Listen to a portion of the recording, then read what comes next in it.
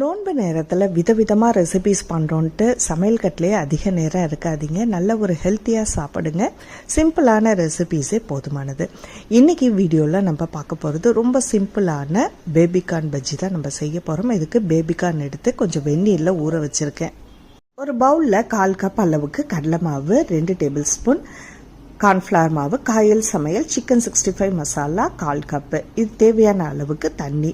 இது கூட சீரகம் 1 டீஸ்பூன், ஓமம் 1/4 டீஸ்பூன், உப்பு தேவையான அளவுக்கு, பேக்கிங் சோடா ஒரு 1/4 டீஸ்பூன். இதை நீங்கள் தண்ணி சேர்க்காம மாவா மிக்ஸ் பண்ணி கூட நம்ம தனியாக எடுத்து வச்சுக்கலாம். இப்போ இட்லி பேட்டர் லெவலுக்கு அதை நம்ம மிக்ஸ் பண்ணி வச்சுருக்குறோம். ஸோ இதை நல்லா டிப் பண்ணி சூடான எண்ணெயில் பொரிச்சு எடுத்தால் போதும். சுவையான பேபிகார்ன் பஜ்ஜி நமக்கு ரெடி ஆகிடும். இதே மெத்தடில் நீங்கள் சிக்கனோ வாழைக்காய் எல்லாமே ட்ரை பண்ணலாம். நன்றி.